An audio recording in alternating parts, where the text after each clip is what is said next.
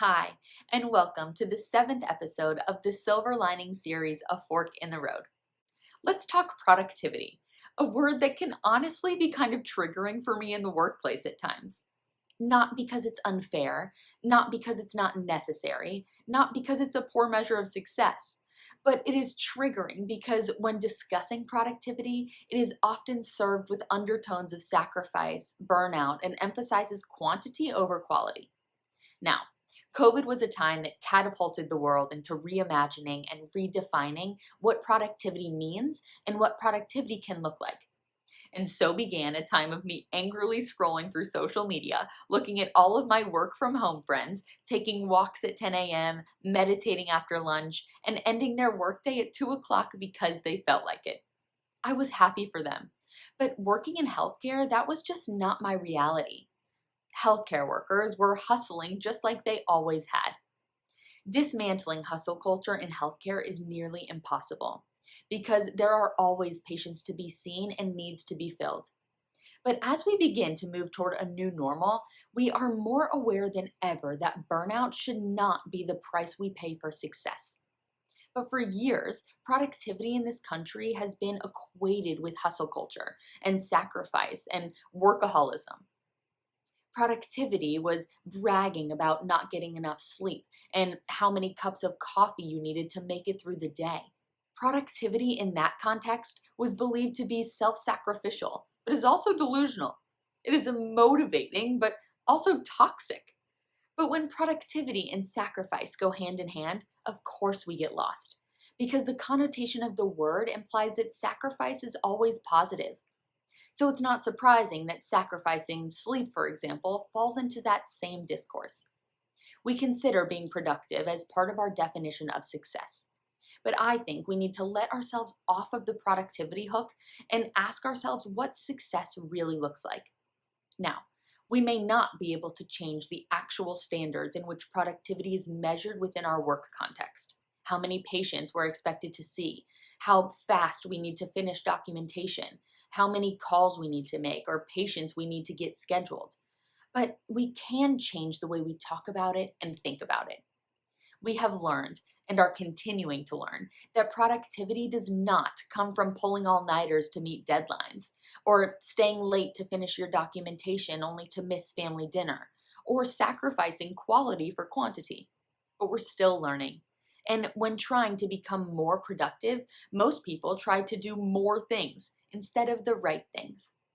We are learning that habits like sleep, nutrition, movement, and connection are critical for staying focused and working efficiently. We need to focus on finding tasks that are aligned with what we care about, so we know why we want to accomplish the things that we're doing. Rediscovering meaning and purpose is a great start, but it's not always easy when hustle culture has gotten the best of us and we're feeling burnt out and disconnected. Again, we may not be able to change the actual standards in which productivity is measured within our work context, but it's what's in our control that can help create a massive mindset shift around what productivity means and can help to dismantle the toxic norms around hustle culture.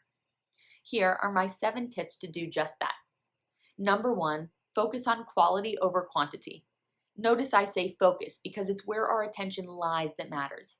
We can focus on how many patients we should see in a day, or we can focus on the quality of the relationships we're building with each one of our patients. They land differently, and that matters. Number 2, set clear boundaries. There are so many ways to do this and contexts to do this within.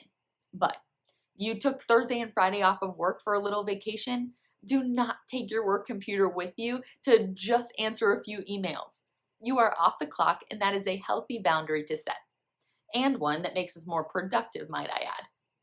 Number 3, let go of not enoughness. We are so hyper-focused on the number of things we do or get done in a day, and it is so easy to fall prey to the voice in your head whispering you're not doing enough.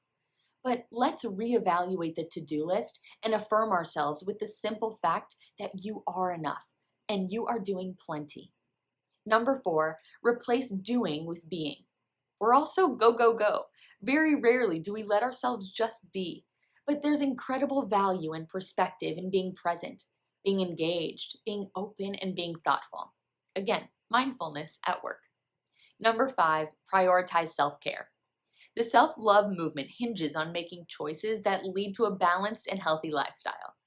Too often is self-care reduced to mean the anti-hustle culture movement. We misinterpret self-love as dichotomous from success, when in reality, self-love is the basis of success. Number 6, schedule more breaks into your day.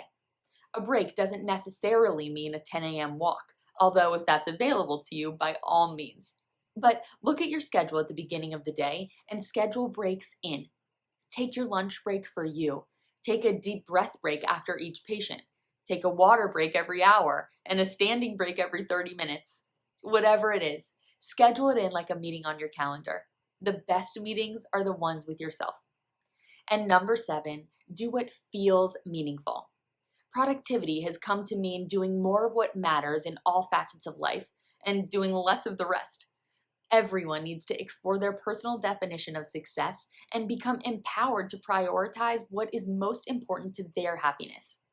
This means we need to start letting go of other people's shoulds, making some hard choices and learning to say no. But it also means recognizing that output should be measured not in hours spent, but in the quality of the results achieved and the happiness generated. So, the silver lining is that we have the ability to change what productivity means and looks like for us. But once again, there's a fork in the road. Do we continue to hustle like we always have, or do we redefine productivity as a means to greater happiness? The choice is yours.